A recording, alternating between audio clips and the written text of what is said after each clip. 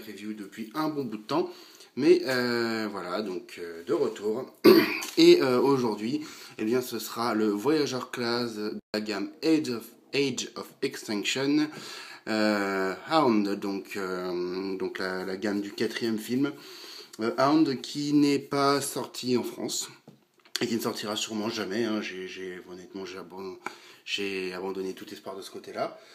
Donc Hound qui nous arrive dans sa forme de véhicule militaire, donc un camion de je ne sais quelle marque. D'ailleurs c'est marqué là je crois, voilà, un camion russe je crois, vu le nom Oxford, bon bref. Un camion militaire vert, donc Hound qui est à la base de la Jeep dans la génération 1. Bon bah là on reste dans le militaire mais bien plus costaud. Qui nous arrive bien armé, puisque vous pouvez voir de ci de là pas mal d'armes qu'il pourra tout utiliser en mode robot. Il y en a d'autres en dessous, donc il s'intègre très bien au mode véhicule, hein, ça passe bien, voilà, des deux côtés. Il roule normalement correctement, là ça freine un peu mais je pense que c'est à cause du support. Non, vraiment un beau petit véhicule. Alors, on va se faire un petit comparatif de taille, donc le voilà à côté d'un Deluxe. En l'occurrence le Robot in Disguise, donc le Transformers Prime, le Veicon, pas très gros, hein. Vraiment pas très gros. Si je dois le mettre à côté d'un autre voyageur, dans un camion du même style, ou à l'Optimus Prime, toujours de Transformers Prime, et on voit qu'il est que celui-ci est nettement plus gros, hein. Il n'y a pas photo, c'est vraiment pas un gros voyageur. Vraiment en forme véhicule, on dirait même plus un gros Deluxe. Je suis sûr que dans la première gamme de films, les Deluxe qu'on avait ne devaient pas être tellement plus petits, donc on sait qu'au fil du temps, la taille des jouets diminue. Mais donc voilà, donc vous pouvez enlever ces armes. Alors elles tiennent moyennement, hein, sur le véhicule. Ouais, ça tombe très facilement. Celle-ci tient bien, mais les deux sur le côté, là, voilà, on peut les retirer aussi. Voilà le véhicule à nu, donc il y a encore des armes en dessous. Mais voilà, même sans les armes, ça passe bien. Voilà. Voilà, non, franchement, un beau véhicule, vraiment bien réussi. Donc avec les vitres transparentes, bon, du vert et du gris, voilà, hein, rien de bien folichon, un petit peu de gris un peu métallisé par là, mais bon voilà, pas un gros jouet, mais un bon véhicule, vraiment bien joli. On va passer à la transformation qui n'est pas bien compliquée, mais plutôt bien foutue. On va commencer par lui retirer toutes ces armes là. Voilà, ça là, et également le petit couteau là, voilà. Donc il y a encore deux pistolets là, mais on peut le laisser, c'est pas gênant pour la transformation. Donc on va commencer pour transformer ce gars-là par sortir sa tête, donc qui est en dessous là, voilà, donc ici.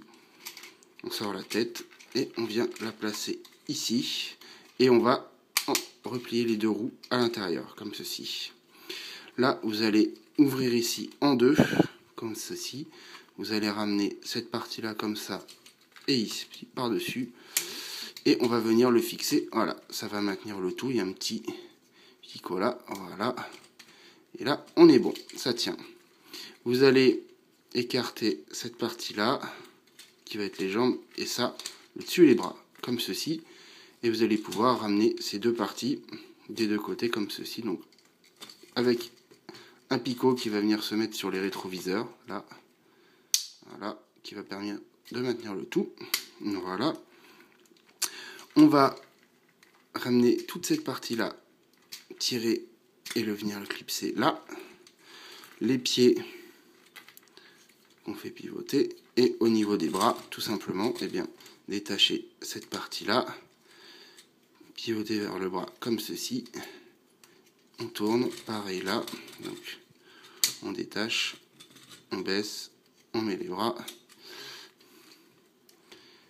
Et on a notre Hound en mode robot. Hop. Alors, notre Hound en mode robot, qui, voilà, dans le film c'est Hound, voilà, mais qui rappelle quand même assez sérieusement Bulkhead. Bulkhead, donc, qui est devenu bien connu grâce à Transformers Animated et surtout Transformers Prime. Il fait vraiment penser dans son style à Bulkhead. Mais bon, c'est Hound. Et ben, il est franchement réussi. Moi, je le trouve vraiment très beau. Il est encore qui fait un petit peu trop Hop, alors, tiens, moyennement, parce qu'il n'a pas vraiment de talon, donc il faut bien le placer.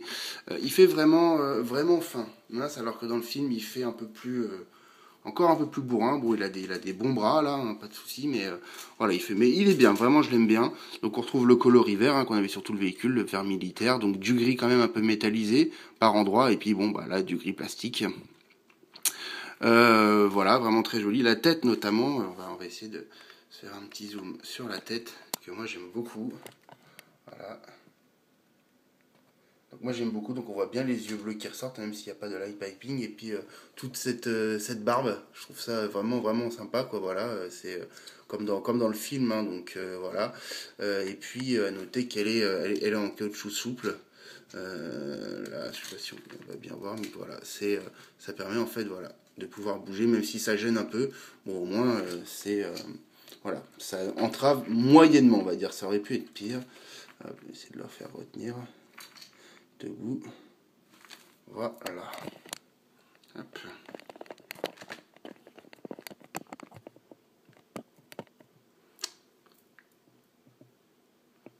Voilà, nous on est revenu au plan large. Donc notre hound, on va pouvoir... Alors, comme je vous l'ai dit, il a deux petits pistolets là. Voilà, deux petits flingues. On va laisser là pour le moment.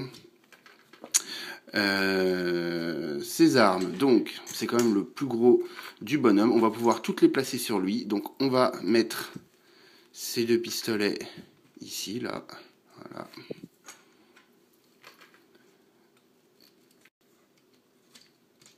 Hop. Pas bien compliqué. Hein. Voilà. Là, pour la revue, pas évident. Mais le couteau, on va venir le placer ici. Ces deux revolvers, donc là, vous avez en fait les poignées, là, pour information. Donc, on va venir les placer là. Donc, on peut laisser les poignées rentrer d'ailleurs, hein, pour... hop, un de ce côté-là. Un de ce côté-là. Et sa Big Gatling Gun, on va venir la mettre dans... Non, c'est là, c'est ça qu'il faut sortir. Dans son dos, mais avant... Ah non, je fais n'importe quoi. Hop, on laisse ça, on le resserre. Et voilà, ça donne sa Gatling qu'on va pouvoir, pour le moment, mettre dans son dos. Donc, en l'occurrence, vous avez des trous là. Voilà, hop, comme ceci. Et voilà, alors là, ça va encore plus venir l'alourdir dans le dos. Ça tient, mais voilà, moyennement. Parce qu'il a, voilà, encore une fois, pas de talon super large. Et c'est assez agaçant. Voilà, notre bulkhead, donc avec toutes ses armes. Alors, une fois qu'on lui a mis toutes ses armes, bon bah voilà, il est bien armé, hein, bien paré. Bon, le problème c'est que, alors, notamment ces deux-là qui vont avoir tendance à facilement tomber. Donc voilà, c'est plutôt bien qu'il puisse... Alors, encore une fois, il a du mal à tenir debout, c'est assez désagréable. Faut vraiment bien le positionner. Ah, ça a l'air d'aller. Donc voilà, c'est vraiment sympa qu'on puisse mettre toutes ces armes comme ça. On va les enlever, parce que au moins ces deux-là, et puis la grosse derrière. Voilà. En termes d'articulation, bah, la tête donc est sur un pivot, donc elle tourne. Les épaules, voilà, pas de souci. Hop, un petit pistolet à la mer. Hop là, voilà. Hop, celui-ci, bon, on va le retirer aussi. Donc voilà, là on peut plier le coude, ça pivote là à 360.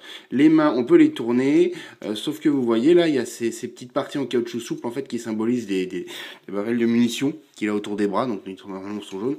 Et du coup ça limite un petit peu le mouvement, mais bon voilà, on peut bouger les mains. D'ailleurs, notez que ça lui fait des formes de bras un petit peu bizarres, hein. Ça part un peu sur l'extérieur, comme ça, pareil là, ça part un peu vers le haut. Mais voilà, c'est un charme en plus, un truc un peu différent, donc ça passe.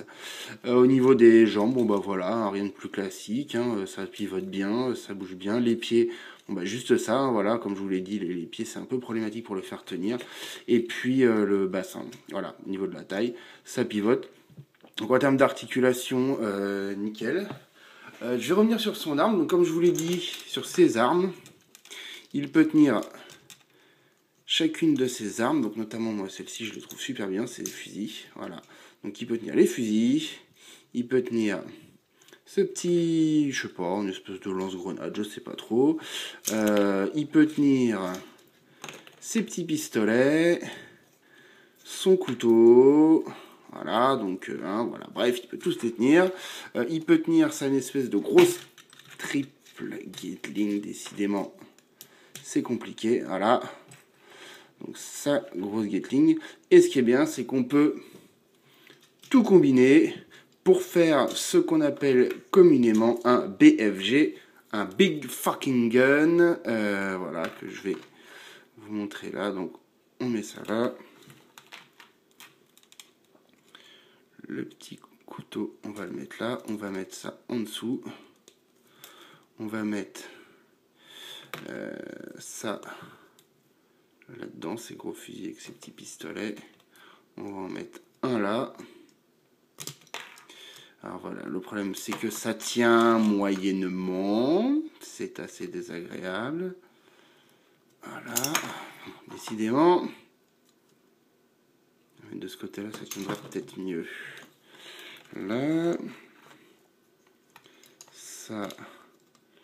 Là, ça a l'air de tenir légèrement mieux. Le petit pistolet là. L'autre petit pistolet là. Et là, eh ben, je pense qu'il est tranquille. On va pas trop l'emmerder, le petit Hound. Hein. Voilà. Donc du coup, c'est un petit peu lourd. Hein, les articulations, voilà, ça fait vraiment un gros flingue. Donc ça a tendance à tomber. Là, du coup, il va plus tenir vers l'avant. Et pour le coup, bah, là, il va pas tomber en arrière une fois qu'il tient ça. Mais voilà, c'est vraiment super sympa, toutes ces armes, qu'on puisse tous les stocker sur lui, elles sont toutes utiles. Un petit comparo de taille, je l'ai mis tout à l'heure à côté de Optimus, donc le Transformers Prime, le voilà. Hop, voilà, donc on voit qu'il est clairement plus petit, hein. Il fait une bonne tête de moins, donc hop, bon, allez, les armes tombent, c'est pas grave. Voilà, hop, on va essayer de le mettre bien, Optimus, là. Voilà, bon bref, on voit bien qu'il est clairement plus petit. Hein. Bon, en même temps, Optimus en impose, mais voilà, puis vraiment pas bien gros. Et puis le voilà à côté de Shockwave, donc Shockwave de Age of Extinction, donc on reste dans les films. Et on voit que là aussi, il est nettement plus petit. Voilà, bon, Shockwave est bien costaud quand même, mais il fait vraiment une tête de moins, alors que déjà sur les Dark of the Moon... on pouvait se plaindre qu'il y avait déjà une réduction de taille. Voilà, on voit que celui-ci est vraiment pas bien gros. Bon, voilà, c'est pas bien grave, mais bon, quand même, ça emmerde un peu. Quoi. Voilà, les Transformers de plus en plus chers, de plus en plus durs à trouver. Et puis quand on les a, on a des trucs pas bien gros. Bon, j'en ai marre de le faire tenir debout, là, voilà, elle tombe. Et de toute façon, on va revenir en mode véhicule. Voilà, donc, alors déjà, on vire toutes les armes. Ça sera fait. Voilà, hop. Et donc, pour faire revenir ce gaillard en mode véhicule, c'est pas vraiment plus compliqué. Il suffit de faire l'inverse de ce qu'on a fait tout à l'heure. Donc, on reclipse les bras là. Et une petite lamelle à venir placer là. Voilà. Pareil de l'autre côté. Voilà. On va séparer là. On va pouvoir ainsi... Hop, on va descendre ça, comme ceci.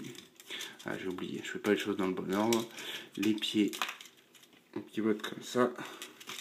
Là, on les attache ici. Petit picot.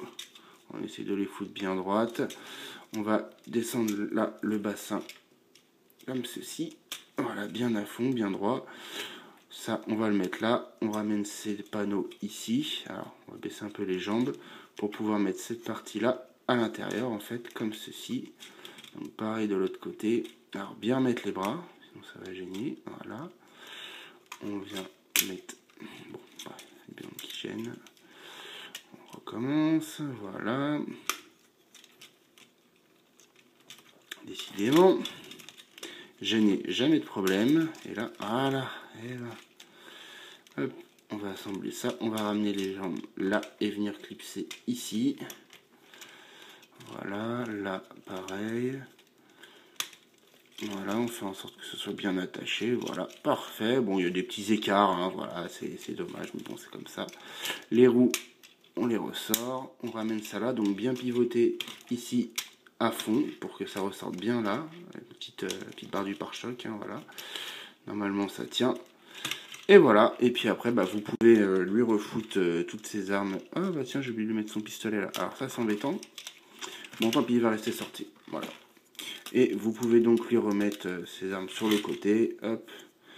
Ça, j'ai oublié. Voilà, comme ça. Donc ça, hop, on vient le replier. Puis c'est là. Voilà. Ceux-là qui ne tiennent pas. Voilà, quand je vous disais que ça ne tienne pas, c'est vraiment le seul vrai défaut qu'on peut trouver hein, à cette figurine. Hop. Les pistolets là. Décidément. Bon, bref, vous lui refoutez les armes, le couteau en dessous, et en mode véhicule. C'est pas bien compliqué, mais voilà, juste faire tenir le tout, c'est un petit peu gavant. Voilà. Le seul vrai défaut de cette figurine. En conclusion, c'est un jouet absolument excellent. Le mode véhicule est génial, le mode robot génial lui aussi, fidèle au personnage qu'on a à l'écran. Voilà, l'idée de lui avoir mis plein d'armes, c'est franchement super sympa, puis c'est assez rare en plus. Il est vraiment bien équipé, pouvoir assembler toutes les armes, c'est vraiment super sympa. Vraiment, c'est vraiment un très beau robot, c'est vraiment un robot à posséder. Et c'est là que le bas blesse, puisqu'il n'est donc pas sorti en France, il ne sortira probablement jamais en France, puisqu'on a été très mal desservi pour la gamme Age of Extinction, ça a vraiment été une catastrophe. On a eu les Deluxe, alors en plus c'était exclusif Toys R Us, donc c'est déjà une gamme de jeux qui est pas franchement géniale, entre les Flip and Smash et les One Step Changer et les je sais plus trop quoi, les Flip and Change, enfin toutes ces conneries là. D'ailleurs a priori ça a pas très bien marché, je suis très content parce que vraiment c'était de la merde. Mais dans les quelques Deluxe qu'il y a eu, on en a eu des sympas, dans les Voyageurs aussi. Et en l'occurrence, celui-ci, bon, on ne l'aura pas en France, de même qu'on n'aura pas Galvatron ni Lockdown. Donc c'est bien, dans le film, il y a 2 Decepticons et demi, on va dire. Et on n'en aura aucun. Donc lui, voilà, si vous le voulez, ça passe par l'import. Et malheureusement, maintenant, il est assez cher. Mais honnêtement, c'est fait partie des 3 ou 4 qu'il faut avoir dans la gamme Age of Extinction. Voilà, je vous remercie tous d'avoir regardé cette review. Et je vous dis à la prochaine dans pas si longtemps. On va essayer. Allez. Transformers.